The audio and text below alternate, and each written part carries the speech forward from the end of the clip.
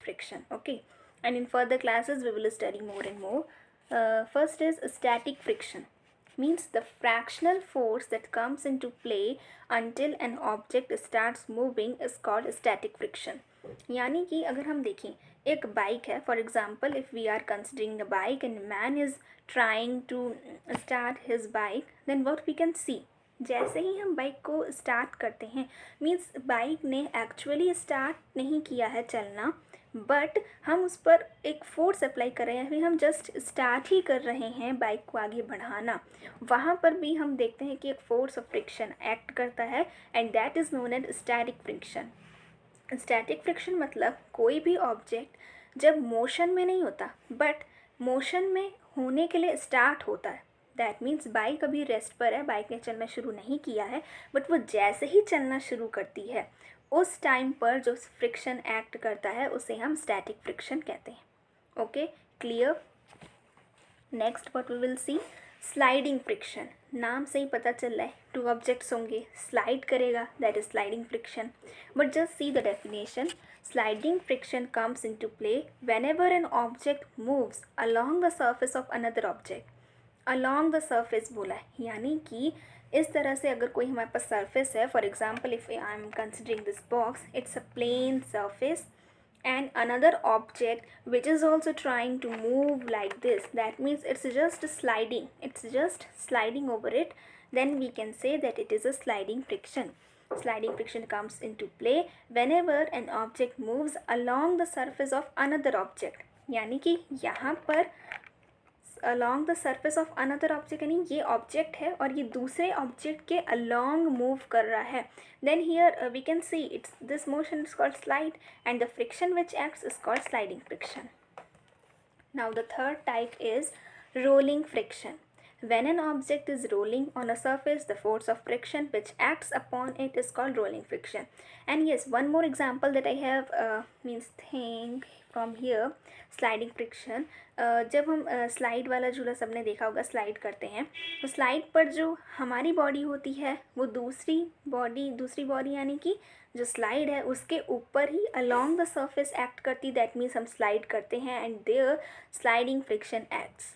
Okay, rolling friction means same slide पर अगर कोई बच्चा रोल डाउन करके नीचे आ रहा है, that means rolling friction act कर रहा है. और भी से when we are means pulling a ball from that slide, if it's a slide, अगर मैंने इसे स्लाइड कंसिडर किया है और एक मैंने बॉल ले ली और वो बॉल यहाँ से स्लाइड करते हुए नीचे जा रही है, पर यहाँ पर हम स्लाइड नहीं कहेंगे क्योंकि वो बॉल इसी तरह से नीचे नहीं जा रही. अगर कोई ऑब्जेक्ट लिया, हमने ब्लॉक लिया, वो स्लाइड करते हुए नीचे जाएगा, तो वहाँ पर उस ब्लॉक के मोशन को रोकने के लिए जो फोर्स अप्लाई होगा that is known as sliding friction. But अगर हम एक बॉल लेते हैं तो बॉल तो इस तरह से सीधा तो स्लाइड नहीं करेगी, बल्कि वो रोल करेगी and then it will slide. Means rolling and sliding both are going here, that means the force which is means applied against this rolling ball to stop its motion is called the rolling friction here. Okay, तो difference समझ में आया sliding friction and rolling friction के बीच में, because बहुत से students इसी में कंफ्यूज होते हैं. तो हम देखेंगे एक ऑब्जेक्ट लिया हमने, वो रोल कर रहा है किसी भी सरफेस पर, देन उसको रोकने के लिए जो फोर्स अप्लाई हो रहा है दूसरी तरफ से ऑपोजिट डायरेक्शन से, उसे कहेंगे rolling friction. The fourth one is fluid friction.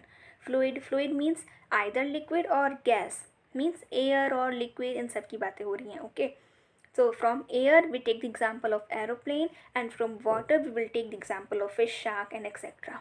We will see here, don't confuse.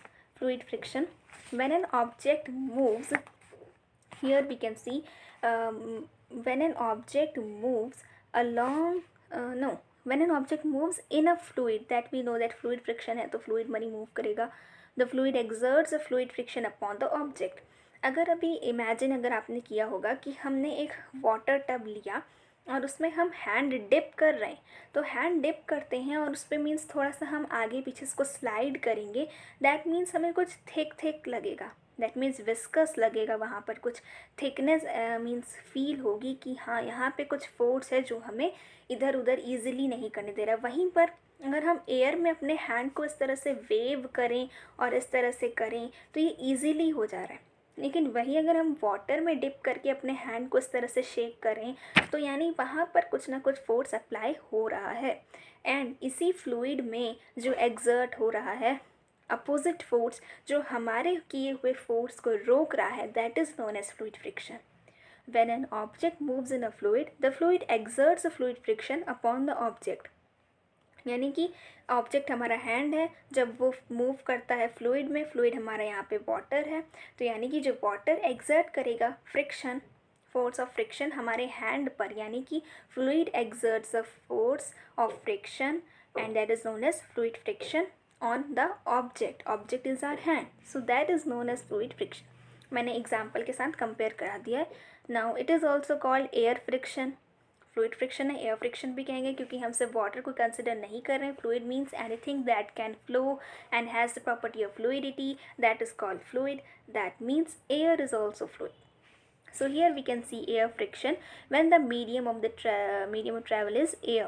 अगर हम water में कह रहे हैं तब भी हम fluid कहेंगे, air में कह रहे हैं तब भी हम fluid ही कहेंगे, but specifically define कर दिया कि अगर air से ही friction हो रहा है तो हम उसे air friction कह सकते हैं। And viscous friction when the medium of travel is water. और अगर हम सिर्फ पर्टिकुलर वाटर के मीडियम की बात करें जैसे अभी हमने किया, तो फिर उसे हम कहेंगे विस्कस फ्रिक्शन। और विस्कस मीन्स सम थिकनेस, क्योंकि हमने जब हैंड डिप किया एक टप ऑफ वाटर में, then we can see there is some thickness और density in the water that is making our hand stop from the motion that we are going to do or that we are applying. Now just see the diagram. The diagram is nothing but all sum up of the types that I have discussed.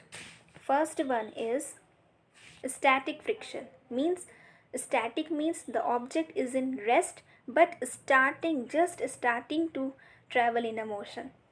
Second one, sliding friction. There is a block, there is a plane surface, it's just moving, sliding. And rolling friction, the shape is mattering. Shape matters here because the shape of the block has changed into a rolled wood. Here we can see, because when it will roll along the smooth surface, that is known as rolling friction, rolling motion, and the force of friction which is applied by the surface on the rolling body is called rolling motion. ना motion through air, motion through air means, अब हमने water का तो मैंने hand से बता देता, अब इस तरह से अगर हम एयर में देखें, हम कहेंगे एयर में तो ईजिली हमारा हैंड वेव कर रहा है, मीन्स यहाँ पे कोई फ्रिक्शन ही नहीं है। बट मैंने ये भी बताया था कि कोई भी ऑब्जेक्ट, कोई भी मीन्स हम लोग यहाँ पे फ्लूइड कंसिडर कर रहे हैं, कुछ भी 100% फ्रिक्शन लेस नहीं हो सकता। Okay, so motion through air.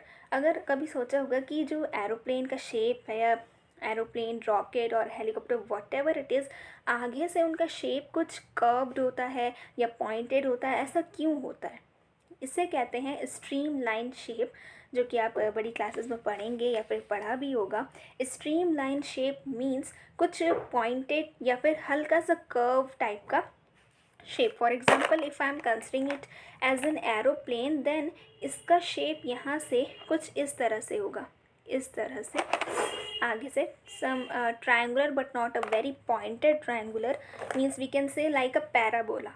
It has a parabolic shape from in front, that is known as streamline flow. Why? या तो जेट्स कहेंगे तो एकदम ही पॉइंटेड होगा। ये इसलिए क्योंकि जो सामने से हमारी एयर आ रही है और इस तरफ से अगर एरोप्लेन जा रहा है और सामने से एयर आ रही है, तो यानी एयर उसको रेजिस्ट कर रही है कि वो एरोप्लेन आगे ना बढ़े। इस वजह से एरोप्लेन चलते समय, एरोप्लेन उड़ते समय वहाँ पे ज़्यादा फोर्स लग रहा है। सो उस फोर्स ऑफ फ्रिक्शन को रेजिस्ट करने के लिए उसका शेप ही स्ट्रीम लाइन बनाया जाता है। Here we see that the shape is streamline to cut that effect of the friction and pass through it. Means सामने से बहुत ज़्यादा एयर है, एयर का प्रेशर है और एरोप्लेन उसी प्रेशर के अंदर मूव कर रहा है। दैट मीन्स वहाँ से बहुत सारा प्रेशर आ रहा है, एरोप्लेन आगे नहीं बढ़ पा रहा है because of that friction, force of friction. Okay, so यानी कि उसका शेप ही स्ट्रीम लाइन बनाया ताकि उसे वो फाड़ के आगे चला जाए। मीन्स इसको इस तरह से हम समझ सकते हैं, stream line shape that resist the friction. अब हम कहेंगे कि वाटर, ये भी एयर का केस लिया हमने, फ्लूइड की बात कर रहे हैं तो एयर का केस कंसिडर किया। अब हम वाटर में केस कंसिडर करेंगे तो हम देखेंगे जिस तरह से फ़िश का आगे से शेप होता है उसी तरह से तो एरोप्लेन का भी होता है, या जिस तरह से शार्क का होता है थोड़ा जेट का भी उसी तरह से होता है। ऐसा क्यों है? ये तो नेचुरल शेप है उनका, बट ये natural shape stream line type का इसलिए दिया गया है ताकि वो वाटर के इफ़ेक्ट को, वाटर फ्रिक्शन के इफ़ेक्ट को रिड्यूस कर सकें और आगे बढ़ सकें। Okay, it's I think enough. Then here it is said that mainly there are 4 types of friction. Static friction, जब कोई बॉडी स्टैटिक यानी रेस्ट पर होती है और एक्चुअली स्टार्ट करती है मूविंग, उससे पहले का friction. Then it comes sliding friction, जब एक body along the surface of another body के स्लाइड करती है। Third comes rolling friction, when a body means इसका शेप ही रोल्ड होगा, वो रोल करेगी along the surface of another body, that is called rolling friction. And the last is fluid friction that we can see in air or water. Whether if it is in air then we say it air friction, when it is in water we say it viscous friction, not water friction. अब यहाँ comparison दिखाया गया है कि rolling friction में, okay, rolling friction, sliding friction and static friction में सबसे ज़्यादा अगर हम देखें फोर्स ऑफ फ्रिक्शन किस में एक्ट करेगा? स्टैटिक फ्रिक्शन में सबसे ज़्यादा फ्रिक्शन स्टैटिक फ्रिक्शन होता है, बिकॉज जो सरफेस है, सरफेस होगा और जो बॉडी है वो उसने अभी स्टार्ट ही नहीं किया है मोशन, दैट मीन्स उसका रेजिस्ट हो रहा है मोशन, यानी वहाँ पे फ्रिक्शन एक्ट कर रहा है। सबसे ज़्यादा फ्रिक्शन स्टैटिक फ्रिक्शन में हुआ। नेक्स्ट अब आएंगे स्लाइडिंग फ्रिक्शन में, उससे थोड़ा कम फ्रिक्शन होता है। ओके, स्लाइडिंग फ्रिक्शन में हम देख रहे हैं ईजिली मूव कर ले रहा है, that means okay. And rolling friction में तो वो ईजिली और भी तेज़ रोल कर रहा है। अगर हम किसी चीज़ को स्लाइड कर रहे हैं और किसी चीज़ को रोल कर रहे हैं तो वहाँ पे हम देखेंगे रोलिंग वाली ऑब्जेक्ट की स्पीड ज़्यादा होगी, because there is very less friction. Okay, तो सबसे ज़्यादा स्टैटिक फ्रिक्शन होता है, उससे कम sliding friction, and rolling friction is the least.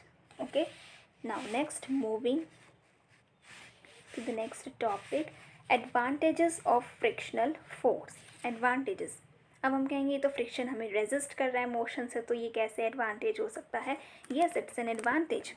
It allows us to walk on the earth surface. अगर फ्रिक्शन ही नहीं होता तो हम इस अर्थ के सरफेस पर चल ही नहीं सकते थे, because if we consider it as a floor and if we are walking then there is some pressure applied on the earth, isn't it? And if there is a pressure applied on it or we are moving, that means a force of friction comes into play, that we have seen in the before slide. Now it allows us to write with a pen on a surface of a paper, on a surface और a paper, यानी pen भी apply करती है pressure paper पे, वहाँ पर भी hardness और रफनेस और इरेगुलरिटी अकर करती है, और उसके अकर होने से फोर्स ऑफ फ्रिक्शन तो ऑलवेज इंक्रीज ही करेगा। Now it allows us to fix a nail in a wall because nail has irregular surface and wall is plain. तो चाहे एक चीज़ भी irregular होगी दूसरी irregular होगी ना, तब भी फ्रिक्शन होगा। और अगर both the surface स्मूथ हैं तब भी 0.02 और 0.3 और 1% 2% तो फ्रिक्शन होना ही है, क्योंकि कोई भी बॉडी फ्रिक्शन लेस 100% नहीं होती है। Okay, then a moving object would never be able to come to the state of rest without the frictional force. यानी कोई भी ऑब्जेक्ट अगर मूव कर रहा है वो अपने आप स्टॉप पे नहीं आता। हम कहेंगे हमने एक बॉल थ्रो की, हमने एक बॉल को थ्रो किया और वो कुछ दूरी पर जाके एक पर्टिकुलर टाइम पर स्टॉप हो गई, तो हम कह रहे हैं वो तो अपने आप स्टॉप हुई, हमने तो नहीं रोका। लेकिन उसे रोकने वाला फोर्स ऑफ फ्रिक्शन है, that has stopped the ball. Okay, so a body can never stop by itself without any force of friction. It would not be possible to drive any automobile on the road without any friction. जैसा कि हम अर्थ पे नहीं चल सकते वैसे कोई automobile भी अर्थ पे नहीं चल सकता अगर उस पर फ्रिक्शन ना लगे तो। Understood? It would not be possible to construct any buildings without the frictional force. अरे जब हम ही अर्थ पे खड़े नहीं हो पाते, ऑटोमोबाइल खड़े नहीं हो पाते, तो क्या बड़ी बड़ी बिल्डिंग्स खड़ी हो पाती? नहीं, फ्रिक्शन की वजह से ही सब अर्थ पर रुके नहीं कह सकते, हम टिके हुए हैं। ओके, नहीं तो वो स्लाइड करता और वो गिरता और इस तरह से मीन्स स्टेबल ही नहीं होता। यहाँ पे हम देख सकते हैं डायग्राम, यहाँ पे मैच स्टिक को जब रब किया जा रहा है, मैच स्टिक का जो सरफेस है हमें लगता है स्मूथ है, बट उसे अगर फिंगर से हम रियली टच करें दैट इज़ सम हार्डनेस, और जब हार्डनेस मिल रही है that means there is a force of friction applied by the match box to the match stick. And next इसमें दिखाया गया कि कार मूव कर रही है, ठीक है। डिसएडवांटेजेस ऑफ फ्रिक्शनल फोर्स, अब यहाँ पर एडवांटेजेस देखें कि हम इस अर्थ पर खड़े ही नहीं हो पाते, वॉक ही नहीं कर पाते, बिल्डिंग्स कंस्ट्रक्ट नहीं हो पाती, नेल ड्राइव नहीं हो पाता वॉल पर, और मीन्स इतनी सारे एडवांटेजेस हैं। अब हम देखेंगे डिसएडवांटेजेस भी होते हैं, everything has a good and a bad side, so here we see frictional force results in wear and tear of objects such as moving parts of a machine and the tires of a vehicle, sole of the shoes, etc. ये सब examples हैं, means frictional force की वजह से हमारी मशीनें ख़राब भी हो जाती हैं। किस तरह से कोई मशीन वर्क कर रही है, कहीं ना कहीं पर उसके दो पार्ट्स कांटेक्ट में आएंगे, कांटेक्ट पर आने में फोर्स ऑफ फ्रिक्शन एक्ट करता है, फोर्स ऑफ फ्रिक्शन एक्ट करेगा तो वो आपस में घिसेंगे, बिकॉज एक पार्ट है जो आगे की तरफ जा रहा है, दूसरा पार्ट है उसको पीछे की तरफ ले जा रहा है, that is a force of friction in them, that means वो आपस में रगड़ेंगे, घिसेंगे, कभी कभी तो फायर भी लग सकती, मीन्स हीट भी एक्सेसिव निकलती है ना। So that is the reason that disadvantage हो रहा है, इससे तो मशीन ख़राब हो जाएगी। And tyres of vehicle, sole of the shoes, इसमें बताया कि मूविंग पार्ट्स ऑफ मशीन यहाँ प्रेजेंट होते हैं, तो यहाँ पे अगर ज़्यादा ही फोर्स ऑफ फ्रिक्शन हो जाता है इससे हमारी मशीन ख़राब भी हो जाती है। It also results in the production, it also results in the production of heat, leads to wastage of energy, जैसे मैंने कहा आपस में कोई चीज़ रगड़ खाती है तो आग जलती दैट मीन्स हीट एनर्जी ज़्यादा is done. Next, the frictional force also leads to a decrease in the speed of a moving object or sometimes stops it, यानी कि कोई भी ऑब्जेक्ट मूव कर रहा है कि सरफेस वो कभी ना कभी तो रुकेगा, या फिर उसको अपोज करने वाला जो मोशन होगा वो फ्रिक्शन होता है।